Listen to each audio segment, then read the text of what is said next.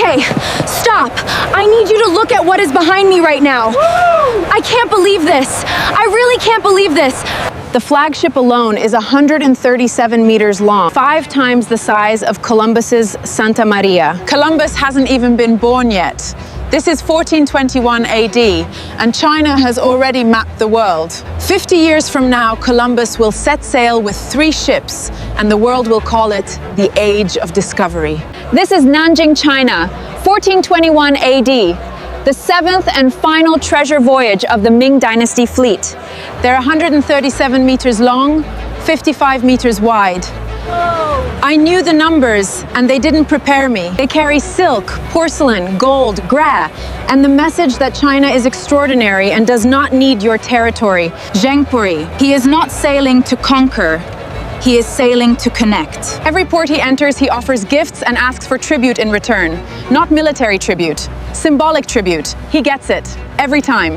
I've been to the Titanic, the Great Wall, the first Olympic Games. Nothing has prepared me for the scale of standing next to it. The hull alone rises above me like a building. 9 masts, red silk sails. Look at this, it's even more magnificent up close. Every scale, every curve is a masterpiece. 28,000 men. Sailors, soldiers, diplomats, doctors, astronomers, translators. This is not an expedition. I've been waiting for you, Admiral. And you, emissary. I ask him what he thinks about when the fleet leaves port. He thinks about the wind, and then what the wind is carrying them toward. We have made one stop, Calicut, on the southwest coast of India. The harbor fills with boats coming out to meet us to the waterfront. Not in fear, Karen, in welcome. Because Zheng He's fleet has been here before, and what it left behind was trade and dignity and silk. Not conquest. Gifts. Silk, porcelain, gold. And spices, cloth. Wait, is that an elephant? They're mapping coastlines European maps won't have for 50 years. This is the world being mapped, and Europe has no idea. A Muslim admiral commanding the Chinese imperial fleet with the full trust of a Confucian emperor. And it produced the greatest maritime achievement in human history. He already knows where the world is. Every port he leaves is richer than when he arrived. Not because he took, because he gave. He has brought back giraffes, live giraffes, from East Africa to Beijing. I keep trying not to think about what European exploration looks like 50 years from now.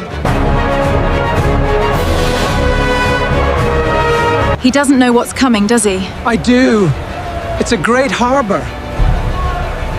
But the world will change. He doesn't know this is the last voyage. Nobody does. In 1424, the Yongle Emperor dies.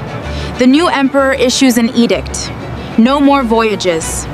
The records of the voyages, the maps, the logs, the cartographic achievements were deliberately destroyed.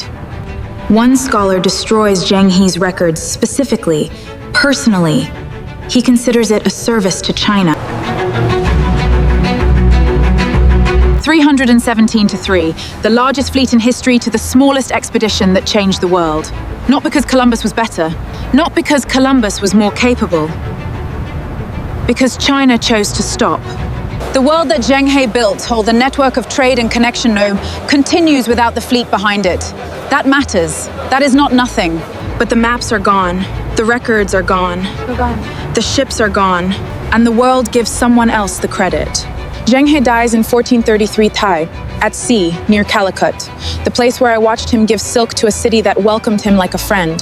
The records are not clear, because the records were destroyed. Of course they were. The world was discovered twice. Once by a Muslim admiral from Yunnan with 317 ships, once by an Italian navigator with 3. Only one of them is in the history books. I am standing here at the Nanjing harbor, watching the fleet return. This will be the last voyage, I never thought I'd see him again. He looks exactly as I remember. It is the end of an era. What remains? Fragments of logs? The testimony of ports that still remember the red-sailed ships. A grave that may or may not be his. The specific historical injustice of a man who did something extraordinary and was erased by his own civilization before anyone else could erase him. He discovered the world before Europe did. He connected it through trade rather than conquest. He left every port richer than he found it. Good night from 1421. That's it from 1421 AD. If this episode changed how you think about the Age of Discovery, Fro, please hit the like button right now. Subscribe to Better Mind. Every week we go somewhere history forgot to tell you about. This is exactly what this channel is for. Next week, Count, one unarmed man jumped into the Roman Colosseum and ended 700 years of gladiatorial combat in a single afternoon. You do not want to miss that story. Subscribe so you're there when it drops. Good night.